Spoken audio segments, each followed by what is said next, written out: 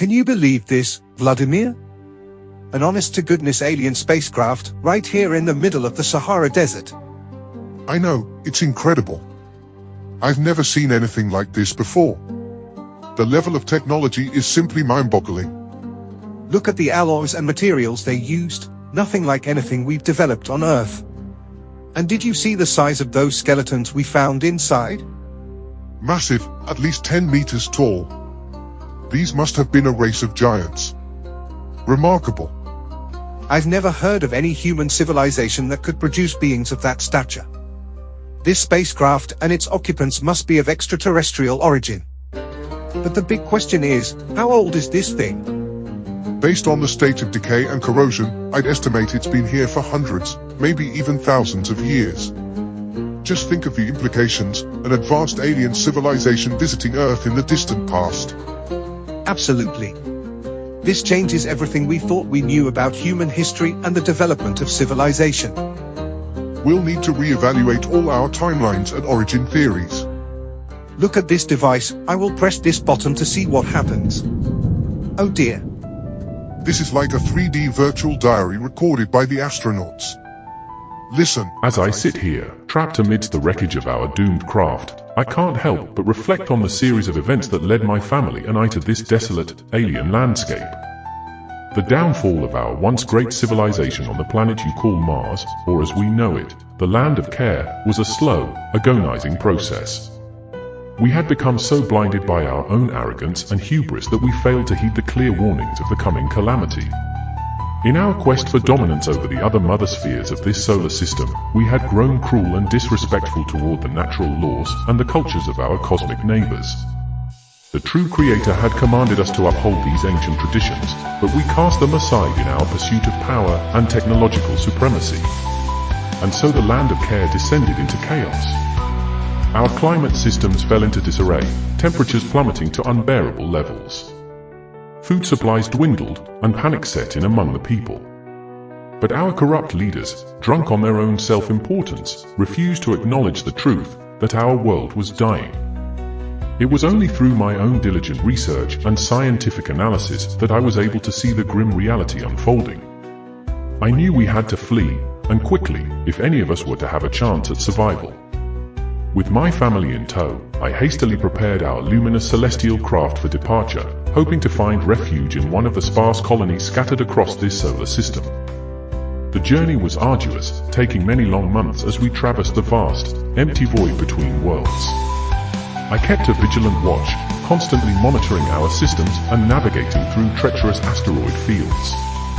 My children grew restless, while my wife offered words of encouragement, though I could see the fear in her eyes. Finally, after what felt like an eternity, we caught sight of a small, remote colony on a dusty desert world. I guided our craft in for a landing, my heart racing with a glimmer of hope. But as we neared the surface, something went horribly wrong. Suddenly, alarms blared, and the systems began to fail. The craft lurched and shuddered, spiraling out of control. I fought desperately to stabilize our descent, but it was no use. We were hurtling toward the ground at an alarming rate. Brace for impact! The crash was deafening, the sound of metal tearing and glass shattering. I was thrown violently against the bulkhead, pain searing through my body. When I finally opened my eyes, I found myself buried in the wreckage, my limbs trapped beneath the twisted frame of the craft. Slowly, I turned my head, surveying the devastation around me. To my horror, I saw the lifeless forms of my wife and children, their giant Akkadian frames crushed beyond repair.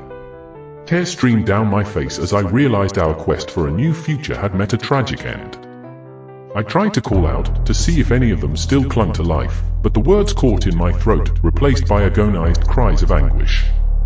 The colony we had hoped to reach was likely too distant now to ever discover our fate. And so here I sit, trapped amidst the wreckage of our doomed craft, my body broken and my spirit shattered. I know that my own life is slipping away, and soon I will join my family in the great beyond. But perhaps, in these final moments, I can leave behind a record of our story, a testament to the downfall of the once mighty Land of Kair, and the tragic fate that befell its final, desperate refugees. I recall the day we fled our dying world, the sense of hopelessness and uncertainty that hung over us like a dark cloud. We had come so far, enduring the rigors of interplanetary travel, only to have our dreams of a new life dashed in the most cruel and unforgiving manner. As I lie here, I can't help but wonder, was there something more we could have done? Could we have somehow averted the calamity that befell our people? Or were we doomed from the start, victims of our own hubris and disregard for the natural order? These are questions that will forever haunt me, echoing through the void of this silent, alien world. For we were the masters of this solar system, the leaders of a civilization that had achieved unparalleled technological and spiritual heights. And now, we perish anonymously in the vast, indifferent desert of Earth, a world that will never know our story, our legacy. Farewell, my people. May our tale live on, a cautionary reminder of the consequences of pride and the importance of humility before the true Creator. If you like this video, do not forget to subscribe to this channel. You may also purchase a digital copy of this drawing in the link provided below. Thanks for watching.